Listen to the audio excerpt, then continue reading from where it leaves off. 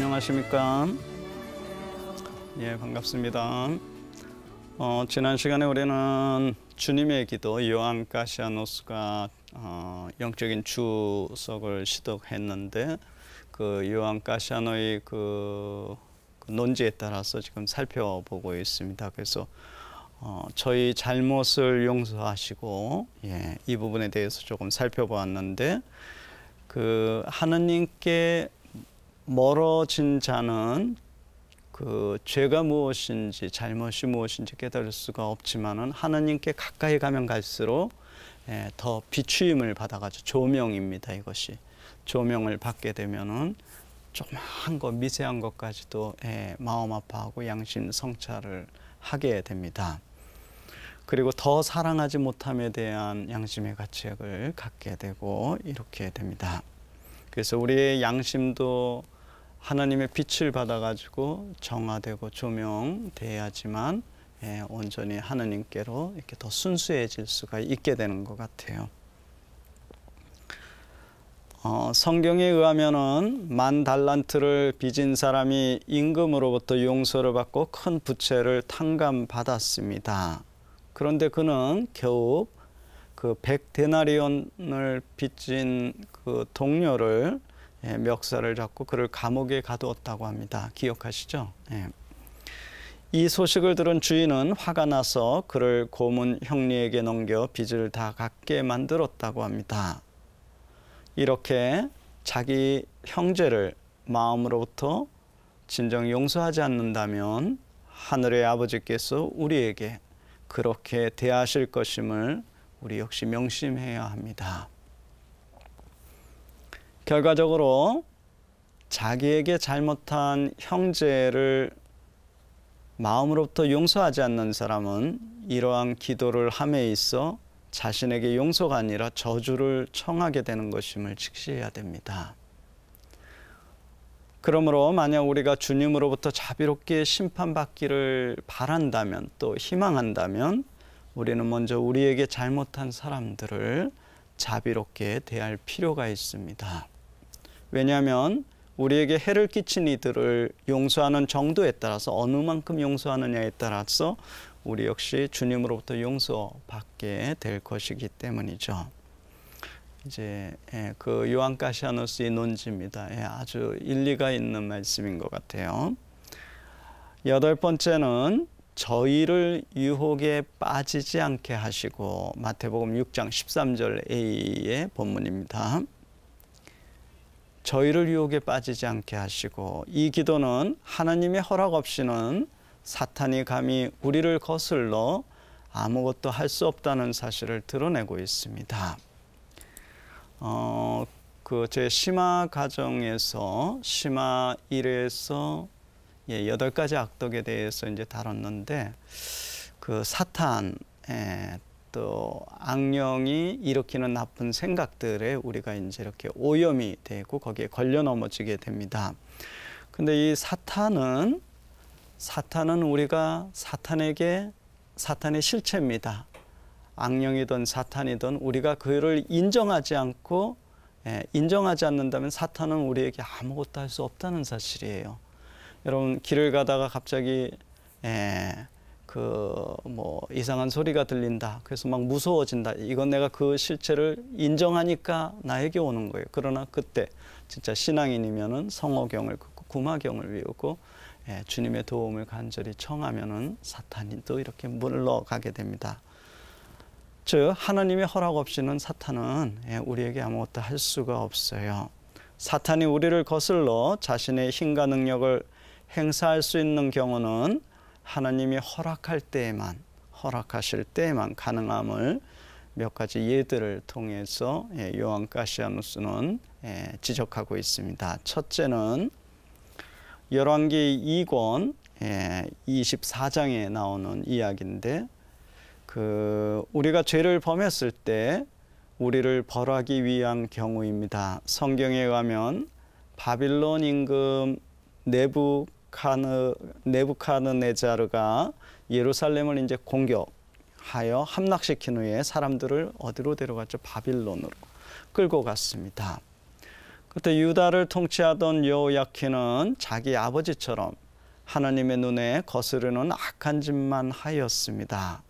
그래서 주님은 이 바빌론 왕으로 하여금 예루살렘을 치게 하고 예루살렘을 넘겨주었던 겁니다. 둘째 예는 욥의 예인데, 하나님께서 우리를 시험하실 경우입니다. 성경에 나오는 욥을 기억하시죠? 욥. 흠없고 올곧으며 하나님을 경외하였고 악을 멀리하던 하나님의 사람이었어요, 욥은요. 그러나 사탄이 그를 의심하자 주님께서는 곧 그에게 허락합니다. 좋다. 그의 모든 소유를 내 손에 맡긴다, 사탄에게요. 다만 그에게 손은 대지 말라고요. 또한 복음에서 주님께서는 빌라도 앞에 끌려가 사형 선고를 받으실 때 그에게 다음과 같이 말씀하셨습니다. 당신이 위로부터 받지 않았다면 그 권위라든지 권력을 나에 대해 아무런 권한도 없었을 것이라고. 그러니까 예수님의 그 말씀 안에는 그 세상의 어떤 그 권위라든지 그것도 하나님이 허락하실 때만 가능하다는 거죠. 우리가 이 세상에 살고 있는 한 온갖 세상적이고 육적인 것들에 둘러싸여 있기에 당연히 우리는 여러 가지 유혹들에 노출될 수밖에 없습니다. 노출 안 되고 사시는 분이 있으신가요? 은수자들은 혹시 세상부터 멀리 떨어져 있으니까 조금 덜 신경 쓸 수 있지만, 그러나 정신적인 온갖 또 그런 분신잡념들에 또 노출되어 있죠. 직접적인 건 아닐지라도. 어찌 보면 우리의 지상에서의 모든 시간들은 유혹의 시간이기도 합니다. 시련의 시간, 유혹의 시간, 또 정화되어져야 될 시간들인 것 같아요. 그러나 주님께서는 우리의 능력을 벗어나는 유혹을 결코 우리에게 허락하지 않는다는 사실이에요.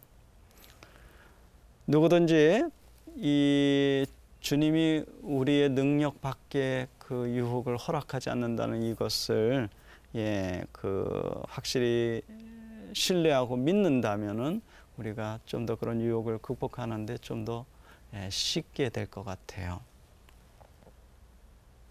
성경은 하나님의 법을 밤낮으로 묵상하는 사람들은 결코 그러한 유혹에 떨어지지 않음을 일깨워주고 있습니다. 그래서 이제 일상 안에서 렉셔 DB나 수행이 참 중요한 것 같습니다. 특히 암송 수행 있죠. 고대 수도승들이 했던 한 말씀을 가지고 끊임없이 청소하면서 설거지하면서 길을 가면서 끊임없이 이 한 말씀을 되뇌이는 이런 수행이 우리로 하여금 깨어 있도록 해준다는 겁니다. 만약 우리가 어떠한 시험이나 시련도 결코 당하지 않도록 주님께 기도한다면 과연 우리는 언제 우리 신앙을 검증받을 수 있겠는지요. 이런 측면에서 성경은 누구든지 유혹을 받지 않으면 결코 하나님 앞에 입증될 수 없다고 지적하고 있습니다. 집에서 34장 10절에 보면요, 시련을 겪지 않는 사람은 아는 것이 적다라고 이렇게 지적하고 있습니다.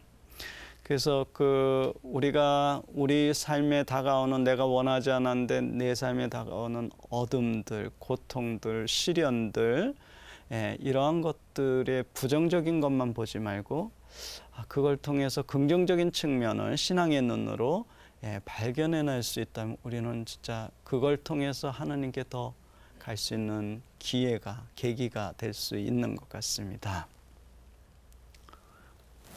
그러므로 저희를 유혹에 빠지지 않게 하시고라고 기도하는 것은 결코 우리가 아무런 유혹도 받지 않도록 해달라는 것이 아닙니다. 이 기도는 오히려 우리가 유혹받을 때 거기에 전적으로 압도당하지 않도록 주님께 도움을 청하는 겁니다. 성경에 나오는 욥은 비록 유혹을 받았지만 그런 유혹에 결코 떨어지지 않았습니다. 그는 하나님께 탓을 돌리는 어리석음을 범하지 않았으며 또한 신성 모독자가 되라고 사악한 말로 유혹하던 주위 사람들의 충고에도 전혀 동의하지 않았습니다. 우리 믿음의 선조인 아브라함 역시 마찬가지입니다. 그는 여러 가지 유혹을 받았습니다. 또한 야곱의 특별한 사랑을 받던 요셉도 여러 유혹을 받았죠.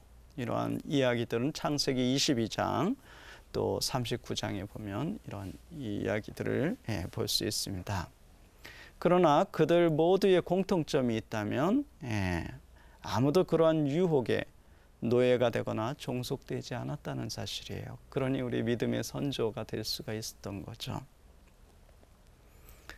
기도를 깊이 하는 사람은 결코 사탄을 두려워하거나 무서워하지 않습니다. 여러분들 고대의 수도승들 보세요. 그들이 왜 사막으로 광야로 들로 황야로 나갔습니까? 사탄과 직면하기 위해서, 사탄과 싸우기 위해서 직접 그 사탄이 머무는 그곳으로 쳐들어간 거예요. 사탄의 정체를 그들은 이미 잘 알고 있었고 동시에 그 사탄이 자기를 이길 수 없음도 너무도 잘 알고 있었습니다. 그 교보들은. 그들은 기도를 깊이 하는 사람들이었어요. 하느님의 사람들. 그러나 간혹 교활한 사탄은 빛의 천사로 둔갑하여 우리에게 다가오기도 합니다.